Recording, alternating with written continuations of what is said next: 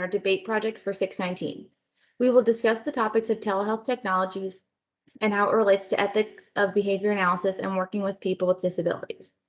The purpose of our debate is to speak about the ethical dilemmas that are seen when using telehealth technology. The content of this debate will highlight and explain the pros and cons in detail of telehealth technology across different settings. Ethical codes need to be upheld, and there are possibilities of violations of these ethical codes while using telehealth technologies. There have been studies that have explored the subject of telehealth and its effects on applied behavior analysis, occupational therapy, speech therapy, educational settings, and other services provided to clients. In this debate, we will individually discuss both benefits and areas in which telehealth technologies lack. Along with the use of literature found for each topic, we will discuss situations in which we had seen ethical codes violated and codes kept when using telehealth technology. I will be discussing consults and patient privacy across multiple settings, and my teammates will be providing more in-depth descriptions based on the settings and/or type of appointment. The first topic I would like to discuss is the pros and cons to telehealth consults. Since the COVID-19 pandemic began, there has been a large increase in telehealth being used across all medical fields, which is very convenient for both patients and practitioners. Many people living in rural areas struggle to find the resources they need near them, and they may be required to drive very far to see a doctor or specialist. Telehealth is a convenient way for those who live in isolated locations to receive therapy or doctor's appointments from their own homes. Additionally, there are many services now provided via telehealth, including diagnosis, health management, and patient monitoring. For individuals who are on the autism spectrum, they may find going to new places very aversive. This may result in high frequency of maladaptive behaviors when attempting to leave their home. However, attending therapy via telehealth may be more comforting for them since it's a familiar environment. Telehealth can greatly benefit individuals who have limited mobility, which makes traveling difficult. Many specialists may require patients to get a referral from a primary care doctor, so a telehealth appointment may be quicker and more beneficial. Although there are many benefits to telehealth consults, this may be an issue in more critical situations. For those who require physical doctor or specialists, such as a crisis situation, it is difficult for practitioners to be able to assist patients via telehealth. One minor downside to telehealth consults may include technical difficulties which may cause sudden stops to telehealth appointments. It is crucial that the providers ensure the patient has access to reliable technology. For those individuals who receive services such as ABA or speech language therapy, the parents must be there during the telehealth appointment. It is highly unethical for a child to be unattended during a telehealth appointment for multiple reasons. More specifically, children who engage in challenging behaviors may require a room inspection to ensure safety for both the parents and the child present. This will ensure safety for all individuals present. Parents whose children engage in maladaptive behaviors must follow the instructions the BCBA provides them via telehealth to implement procedures. This may be difficult for parents since they are not trained in ABA and only are receiving instructions via telehealth from the BCBA. With this in mind, it is extremely difficult for parents to fully understand how to appropriately implement these treatments and procedures because they are not trained professionals. Additionally, BCBAs will struggle to model how to properly implement these procedures via telehealth because they must strictly rely on verbal prompts. Full physical prompts cannot be used through telehealth, which will affect treatment integrity. Parents who are unable or unwilling to follow through with these treatment plans or demands placed by the BCBA will cause adverse effects. As a result, the treatment plan will be ineffective if implemented incorrectly.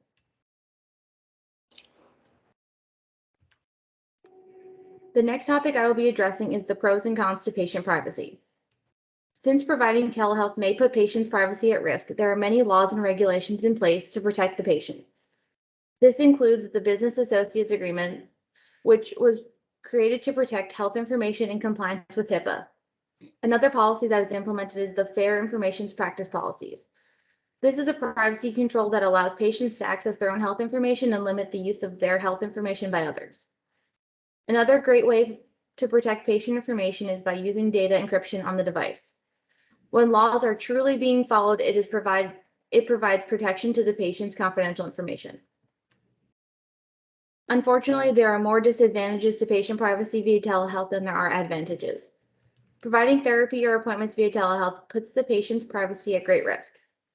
One way a patient's privacy may be jeopardized is by communicating electronically. When personal information is transferred onto protected electronics, there is a chance that the device can be hacked into, resulting in leaked patient information. Using telehealth requires the use of certain websites, including Zoom or other related pages. Since the COVID-19 outbreak, the use of software such as FaceTime, Facebook Messenger, and Google Hangouts have all been temporarily approved for the use of telehealth. This can also compromise confidential health information because it can jeopardize the third-party companies. Basson stated, those seeking care because of the COVID-19 infection need immediate medical counseling and treatment and cannot go out and risk others. In this position, they will probably be forced to use whatever technology their healthcare provider chooses for their own sake and for the public's benefit. Although there are laws in place to ensure that providers are using the secured softwares, it does not necessarily mean they're being used. There is still the risk the provider is using unprotected softwares instead.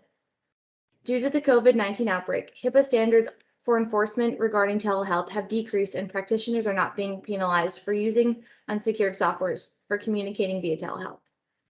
This also risks patient privacy because the platforms lack legal protection for health information. Providers required to practice from a remote location. However, this is not the case for those who do not live alone. Due to the COVID-19 pandemic, many people have switched to remote working. In this case, providers may live in homes with their partners, roommates, or other family members. This is a major HIPAA violation. When receiving telehealth, there is no guarantee that the providers are being truthful regarding who is in their surroundings. Bernice will now be discussing the general tips for telehealth. So today I will focus on and discuss the pros and cons of telehealth technologies that are related to supervision and implementation in the home. So first I will discuss some of the general telehealth tips. There is 7. So the first is to obtain informed consent in order to use telehealth. Second is consider the privacy and confidentiality. Advise the parents of limitations to the privacy and confidentiality when using the internet. 3 is to assess the family's comfort and familiarity with technology. 4th is to introduce the family to the technology via a phone conversation. 5th is provide video recorded and written instructions to set up the technology. 6th is to keep technology set up in the home and to manage the reactivity. And then 7th is to check in with the parent/client to make sure it is a good time to observe prior to turning on the technology. So within the home for telehealth, there are some pros.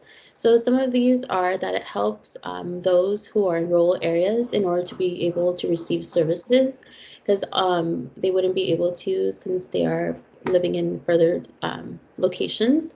And then also as well to reduce the spread of illness, even helping with clients who have chronic conditions. It reduces the cancellations and no-shows. Also to be able to reach more patients to have access to care, and allows as well for flexibility within scheduling for telehealth services. It saves time as well for families or providers in transportation and therefore being able to have more clients receive services, and it is convenient as well. But although there is pros to telehealth within the home, there are cons as well. It relies on the internet, sound quality, and connection issues. This can be a con that happens when providing services for the provider or for as well the client receiving the services. It requires technology devices, and some people are not able to have access to these devices because of cost or other purposes, other reasons as well. There also is an issue of security and privacy, that this information that is happening over telehealth can be compromised. Also, there is disruptions that can be in the providers and the client's environment, such as like other people, pets, or other things as well. And if a behavior occurs during the session, there is no direct assistance that can happen or be provided from the person who's giving the services. Also, there is certain training or software that may be needed. One main concern issue is during Zoom time, that it has a limited time of 40 minutes, which kicks the people out. Also, there are some ethical codes that are related to telehealth within the home that should be considered. So 1.05 is practicing within the scope of competence. 1.10, awareness of personal biases and challenges. 2.01 is providing effective treatment. 2.03, protecting confidential information. 2.19, addressing conditions interfering with service delivery. And 3.01, there's responsibility of the clients. And 3.10, limitations of confidentiality. So these ethical codes that I'm going over are from the BACB code for behavior analysts. And these codes can be violated and should be upheld during telehealth services. I will also provide examples from two of them of situations that have happened. So for 1.10, the awareness of personal biases and challenges, this is something that behavior analysts, providers should be aware of when they are providing services. They should be aware of any challenges they may be facing, any like physical conditions, any marital or relationship challenges that are happening within the home that could interfere with the effectiveness of the professional work that they're providing for their clients. As well, we will take a look at 2.19, which addresses the conditions interfering with the service delivery.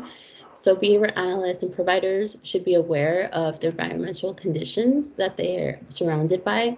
So this can be related to any disruptions in their environment or any other factors as well. So in order to be able to take these things into consideration, because of these disruptions, it could jeopardize the service delivery to clients and reduce the effectiveness of the services they're providing. So for the next one, I will be discussing the pros and cons that are related to telehealth supervision. So some pros of telehealth supervision is that it can provide a great opportunity for naturalistic observations. Also, it can provide support for multiple clients and patients to be able to see even more clients throughout a day.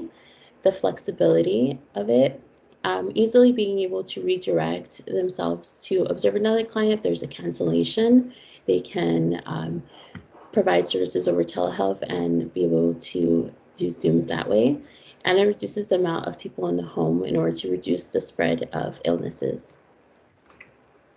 But although there are pros to telehealth supervision, there are cons as well that are faced, is the difficulty of being familiar with the technology.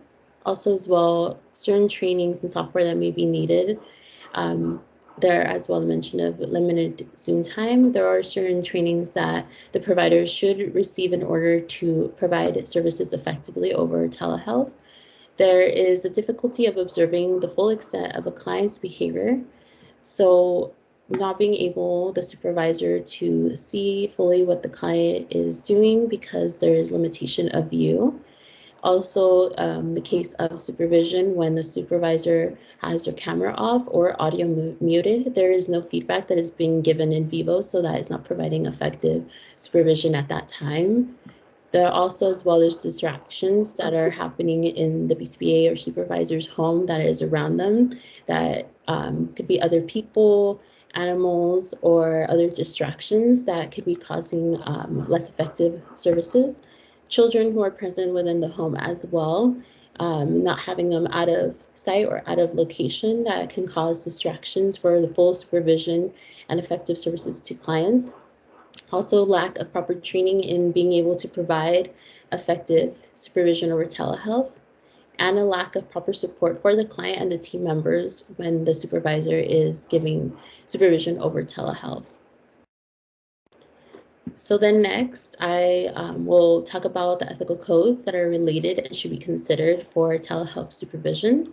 So some of these are 1.10, which is awareness of personal biases and challenges. 2.01, providing effective treatment. 2.03, protecting confidential information. 2.05, documentation, protection, and retention. 2.18, continual evaluation of the behavioral change intervention. And we have 2.19, addressing conditions interfering with service delivery. 3.01, responsibility to clients. 3.10, limitations of confidentiality. and 4.04, accountability and supervision. So these are ethical codes that should be taken into consideration and upheld when providing these telehealth supervision. So then it is important that these are being upheld, but also there can be violations of these ethical codes. And an example for 2.01, providing effective treatment, can be when the provider has to prioritize the client's rights and needs in delivery. And if there's distractions or other things that are happening within the home, or not being able to provide the proper services and effective needs for the clients. And then also as well, 4.04, accountability and supervision, and making sure that the provider is providing full supervision for the client and not having just a camera and audio off and being away from the computer, but making sure that they're accountable and fulfilling their duties in providing the best services they can for the client, and that supervision and feedback for the team members when working on those cases. So next, Megan will discuss her topics. Good evening. My first topic is providing mental health services via telehealth platforms.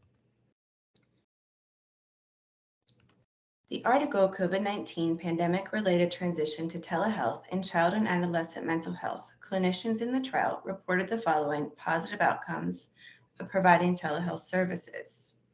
Observing clients in their own environments. Telehealth treatment offers a larger network of clinicians to clients in need of treatment. Barriers such as number of clinicians in rural areas no longer limits clients' access to treatment due to services being provided online. Telehealth with adolescents proved more effective because they were more engaged and actively participated in services.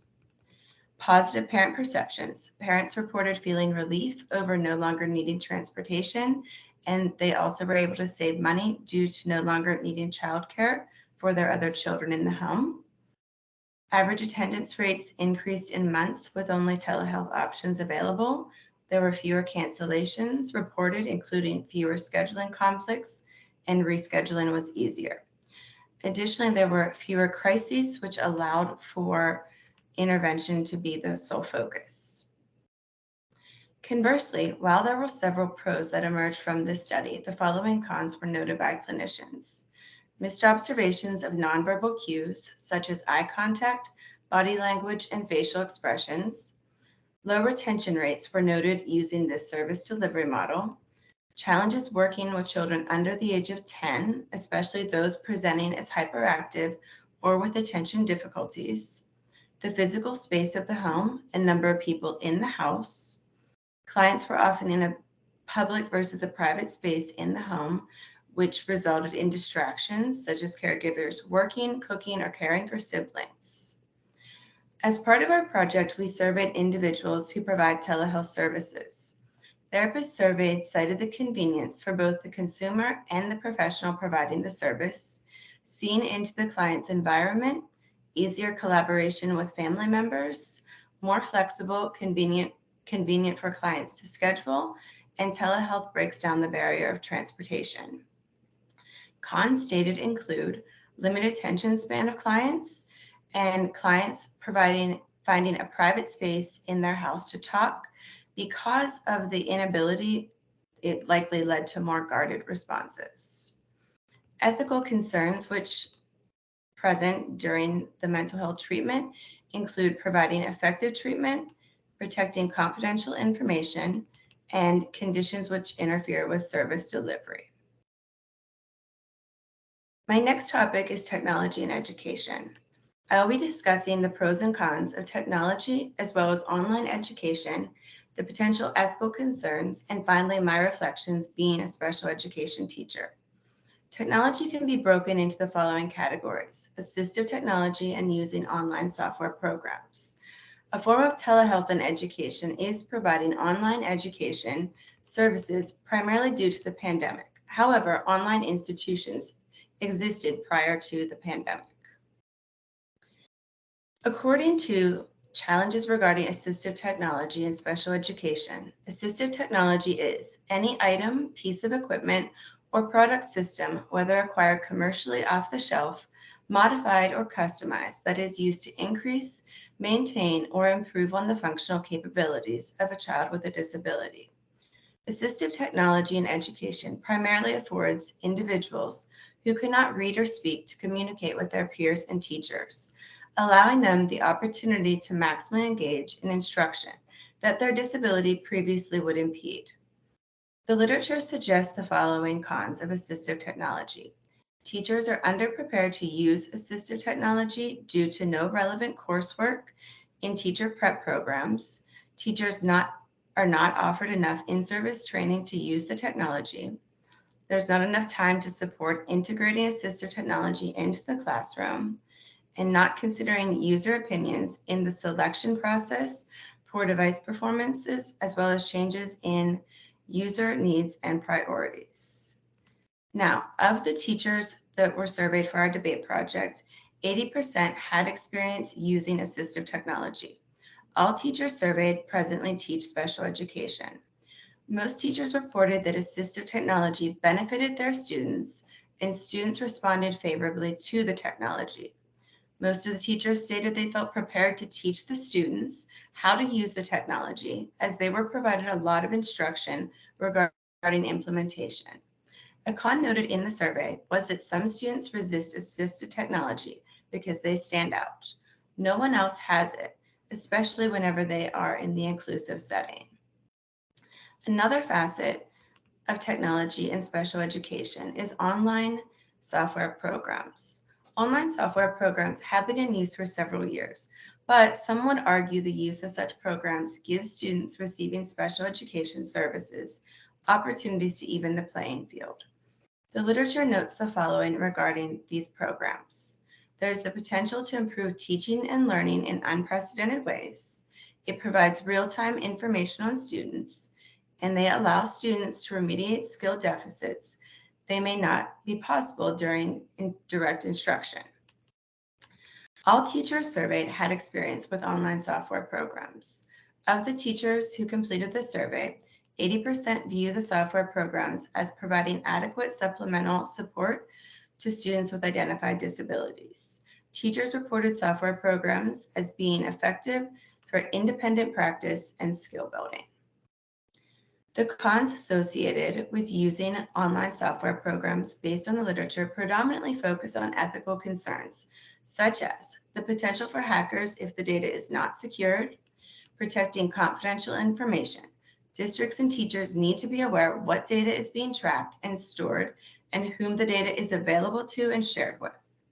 It could be used to potentially stigmatize a child. Other students should not have access to peer software data, nor should they be aware of what topics others are working on. Some criticisms of online software programs from the survey participants include ineffective due to being challenging to learn, can be effective if the student is engaged and not merely clicking through. Students are not receptive to software programs. They're not implemented consistently or with fidelity, and teachers must actively supervise the students. A final talking point regarding special education and technology is the use of online instruction, which is the closest approximation to telehealth and education. Online instruction is predominantly associated with the COVID-19 pandemic due to education being forced to shift to an online learning model. Pros noted in the literature closely aligned to pros stated by the teachers surveyed. The following were noted in the literature as well as those surveyed. Ease of instruction, specifically the ability to work from home, students engaging in technology they otherwise may not experience. Online teaching can enrich teaching and learning practices in real-life settings. It could enable students to become autonomous learners that actively explore learning content to decide their own learning goals and pathways, and providing opportunities for students to learn together in a cooperative and competitive manner. Pros of survey teachers were that students are in a space which is comfortable to them, ability to talk to families and have one-on-one conversations with students and parents. Students have the resources to do the work independently, and learning about technology. Cons regarding online education presented include Students can acquire information more readily during in-class direct instruction. Students were found to be highly distracted in the home. There was the potential for technology to break, does not work, or the internet goes down, and hackers infiltrating the online learning classroom. 100% of teachers surveyed for this project indicate they do not view online instruction as providing a similar quality of service to that provided via an in-person direct instruction. Teachers noted the following. It was harder for them to monitor student engagement. Students were more likely to be checked out or distracted by something in the home. Learning support services were very hard to provide due to the inability for small groups. Significant technology errors. Teachers are unable to assist the student if they are having trouble, and students do not like or are not capable of learning online. Some ethical considerations include protecting confidential information. Being forced to conduct IEP meetings in a virtual capacity increases the likelihood for confidential information to be unintentionally leaked to others. Teachers were unable to control where a parent is during a meeting, and it is very possible that parents may be in public spaces where others could be in earshot. And the potential for many conditions that interfere with service delivery whenever instruction is provided online. It was very difficult, if not impossible, to address the conditions when students were in their homes. While technology provides numerous opportunities for students receiving special education to experience success, the importance of in-person direct instruction should not be diminished. Findings in the literature, results of surveyed teachers, and personal experience providing special education services lead me to maintain the opinion that students can make the most gains in a brick-and-mortar classroom with highly qualified professionals providing instruction. Technology will continue to be infused into classrooms, but in a supplemental role, providing opportunities for mediation of skill deficits and practice of skills to be acquired. My final topic is telehealth speech and language services. The research suggests the need for practitioners to have extensive knowledge and skills competencies for in-person service delivery models. SLPs practicing telehealth also need to demonstrate knowledge regarding technology systems and their maintenance, appropriately select clients to partake in telehealth services, have an intimate understanding of materials and tools, an understanding of linguistic and cultural variables, have a keen understanding of security and privacy protection, as well as reimbursement issues, topics related to licensure and liability malpractice, and skills in maintaining appropriate documentation for this service delivery model. The pros of telehealth SLP services included facilitating students' growth in critical thinking, problem solving, and clinical skills so students can become independent practitioners, and the most effective pedagogy involved use of demonstrations, which included student practice role modeling, playing, and watching the supervisor. Cons noted in stakeholders' qualitative perspectives of effective telepractice pedagogy in speech-language pathology were that approximately 50% of clinicians said that telepractice was more difficult to teach than in-person service delivery. All students said it was more difficult to learn, the degree of advanced planning required, difficulty in finding appropriate online telepractice materials, adequately solving technology problems, and engaging clients over the internet. Ethical implications for SLPs providing telehealth include the following: documentation and retention, and accepting clients. Victoria will now discuss telehealth in occupational therapy. Hello. So I will be discussing the pros and cons and also some ethical concerns when providing telehealth services for occupational therapy. Some of the pros are saving time and money. So parents don't have to travel to the clinic to get OT or to the occupational therapy office, which will save them some money as well on things like gas, snacks for kids. It is more convenient access to care. They can join online whenever their session starts, and they can also have whoever they want there. Typically in the clinical setting with occupational therapy or within any occupational therapy, they typically only want the parents there. But being in the home, you can have your aunt, uncle, brother, sister, all of those people there. The article that I found has positive feedback from patients, meaning that they have high rates of satisfaction and they will continue to use telehealth services for occupational therapy. It is more convenient and comfortable in the home for the child and the parents. Sometimes it can be harder to get the kiddos to go. They can choose increase access to care for those limited to no access to travel.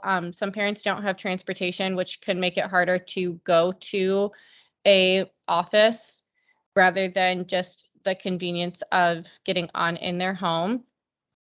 The article that I read had a teach back method.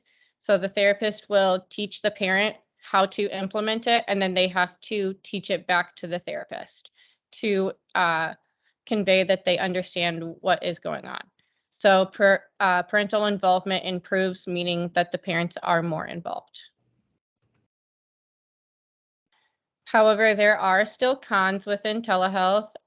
COVID-19, as discussed before, forced the transition. The cost and distance and time is also a con for some parents who do not have the access to travel.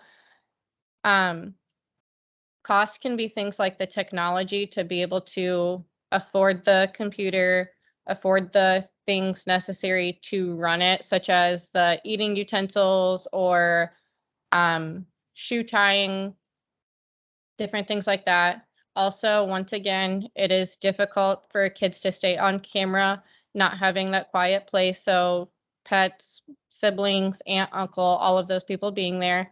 There can also be technical issues, whereas the computer system is not working.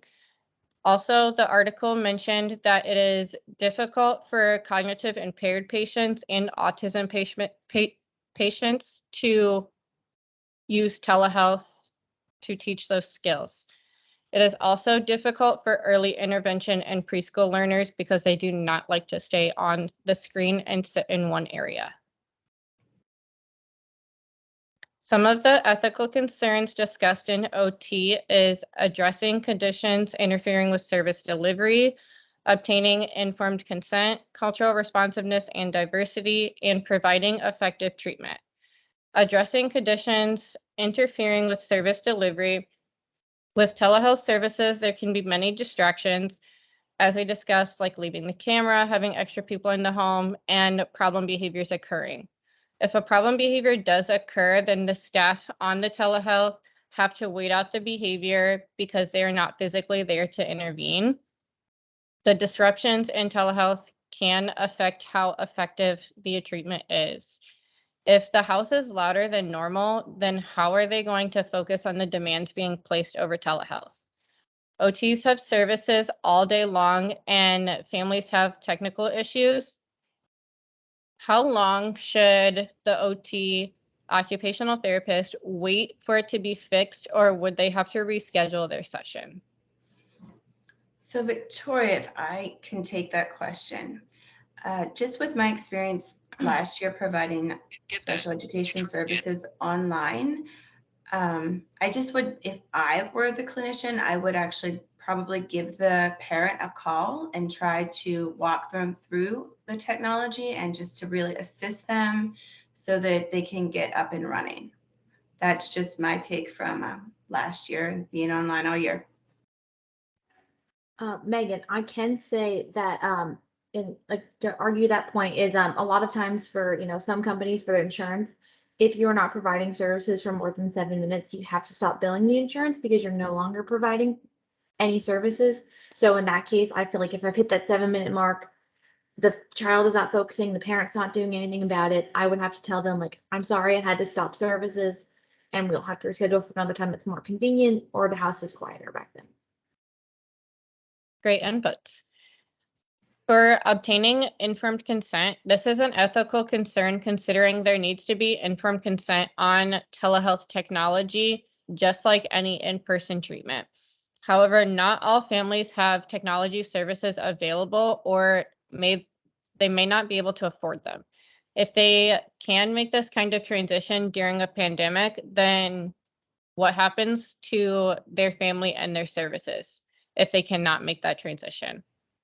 Also, some families may not have anyone in the house who is aware of how to work the technology, which can also be a problem.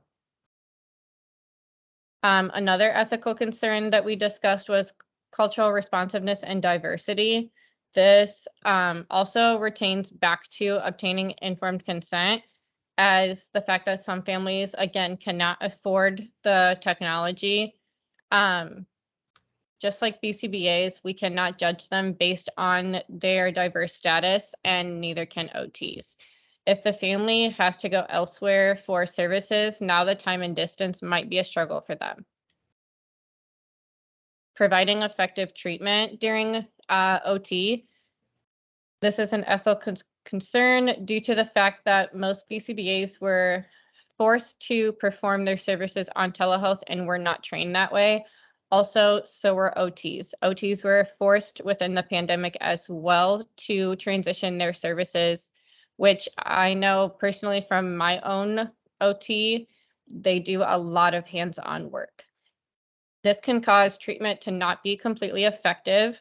So if the kids are not staying on camera consistently, so how are they receiving effective treatment?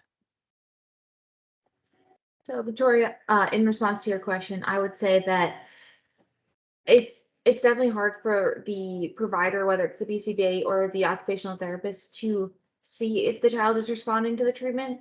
But I will say that I've done OT with kids, and the OT has been like, "Can you please turn your camera down to the kid's hand?" But like, I am seeing that they are correctly doing it, and I do think it's harder for them to uh, be able to tell if the child is receiving effective treatment. But I think that the person with them is able to vouch for them, like either the caregiver or like an RBT with the child is able to say, "Oh no, they're doing it correctly." Next, I will be discussing the clinical setting, and I will also discuss pros and cons along with more ethical codes being violated. So some of the pros within the clinical setting are access to phone, laptop, or tablet. A lot of people have access to at least a phone. However, outside of other countries, it's kind of what they rely on because they might not have in-person services over there.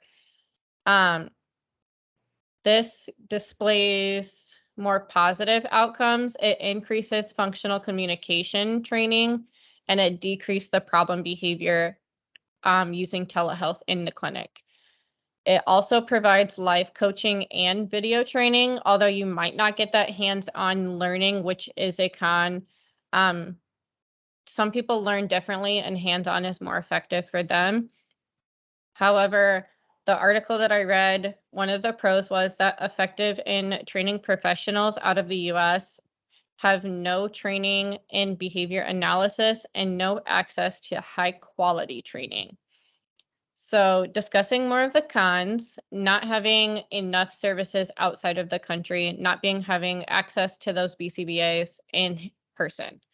A low amount of professionals out of the country, they often have to pay the travel of the BCBA just to get to their house, which could not be effective for some families.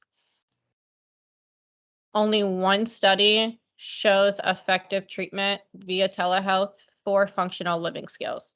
A lot of kiddos in ABA and on the spectrum work on functional living skills, and it is a big thing that is needed in the home. It is also, again, not cost effective. The study found that the equipment and just the shipping for the equipment cost $143. Some of the ethical concerns discussed here is providing effective treatment. Again, This can be an ethical code if the BCBA is not always on camera, which one of our group members have mentioned that they have observed before. If a BCBA is only providing services to high-intensity kids without ever visiting the clinic, how are they providing the effective treatment during the behaviors? I would say that I don't think they are. And it makes it very difficult, especially for those who have little training, like new RBTs or BTs. And I do think that without that guidance of a BCBA being present, it is very difficult, and they are not providing effective treatment at all. And I do think it's fraudulent billing as well. Nice input. There is also via telehealth, the BCBAs are only looking at the graphs. For example, in my experience alone, a telehealth BCBA was not able to consistently observe the therapist or a child during the session because they have to wheel the tablet around with them as they transition throughout the clinic. And the child is an eloper. So when the child elopes, they are no longer able to observe the therapist or follow through on what the behavior was to provide that feedback. Therefore, how is the BCBA providing effective treatment again without seeing the therapist? Only one study displays the effective treatment again. Another ethical concern discussed is protecting confidential information. If a BCBA is on their personal computers, how are they storing data and files from each client appropriately? So actually, going off of this question, Victoria, so first place, they shouldn't be using their personal computers in order to be storing any data or files from any client, because that is ethical concern and violation. Some ways that have been seen to store data and file information if something happened to the work computer that was provided by the company, and in the worst case scenario, they had to use their own personal computers, was through their work emails using Google Docs that are protected. But even with that, there is possibility of that being sent to someone who's not supposed to have access to that information, or even it could be hacked into the system and that information being leaked as well. So going off of that, not every BCBA who works through a telehealth company or even a company who is based on clinical needs, they do not get a company computer immediately, or it takes time for the company computer to come in. So how are they supposed to do their job without looking at the graphs, without looking at different things like that? So another question is, while doing consults in their home, how are they protecting the right of the client? So within their home, even providing the services over telehealth, it is important to protect the rights of the client. Some things that need to be considered is making sure that the person who's providing those services is in a private room where there's no one else around or nobody else as well within the home, and being able to wear headset and also refraining from using clients' like name or information, because even during some telehealth service sessions, there could be practice with clients of personal information, and that should be protected. So wearing like headphones and also not referring to the client by their name, even within their own homes. Also, it should be within this violation that they should not be using a family computer that other people have access to. Also, I think it is important to mention that clinical settings should have a backup computer for BCBAs to use if something happens to their laptop. Another ethical consideration is the documentation protection and retention, which we kind of just talked about, but is protecting the confidential information again, but in regards to destroying and getting rid of the documentation. There are certain ways that should be getting rid of. Certain BCBAs do not stay with the same clinic for a certain amount of time, nor you have some BCBAs that just are temporarily covering a caseload. So when a BCBA from telehealth leaves a clinic or is only temporarily covering a caseload, how are they continuously taking care of the documents that they have? So I think that for companies who are requiring BCBAs to work from home or somewhere where they're working remote, the company should be providing them with a shredder or some form of, packaging that's protected to send to the company back for, archiving to either destroy those, the permanent product or to keep them. The last ethical concern is selecting, designing, and implementing behavior change intervention. This could be an ethical concern, especially when providing services in other countries. There is no option for the hands-on approach, even in the clinical setting. They might not have the clinical setting there, as the study said that they rely mainly on the technical services. So there are limited resources. Therefore, how can you say that they are implementing the best behavior change intervention, especially with only limited resources? Some interventions might not be cost effective for every country or even in certain clinical settings. Behavior change is not only about increasing appropriate behaviors, but also decreasing those inappropriate behaviors. Other than reading the graphs, can you be certain that this ethical code is being followed through telehealth services?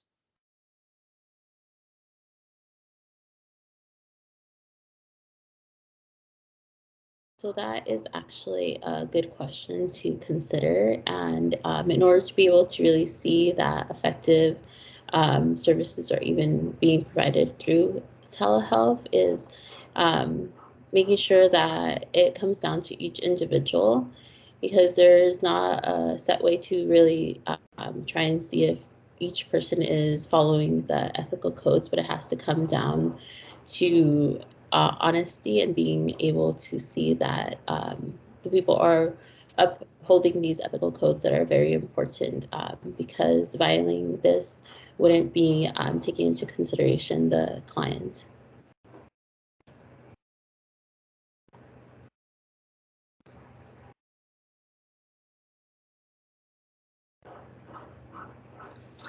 Our group thoroughly investigated the pros and cons of telehealth service delivery models. While one can argue there are benefits of telehealth, such as ease of getting an appointment, ability to be in the comfort of one's home, and improved collaboration with families.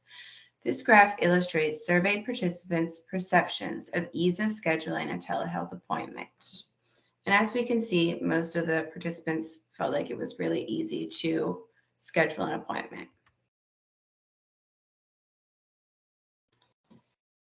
Most of those surveyed rate scheduling an appointment very easy. Additionally, 81.8% of surveyed individuals reported they would consider using telehealth again.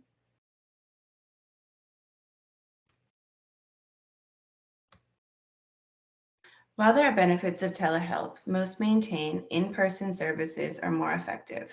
63.6% of those surveyed indicate they do not believe telehealth provides a similar quality of service to those provided in person.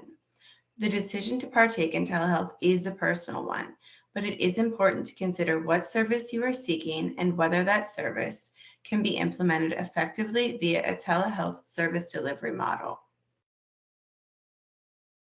And as we conclude our telehealth debate, the following is a slide depicting a breakdown of those individuals who were surveyed. Thank you all for viewing our debate.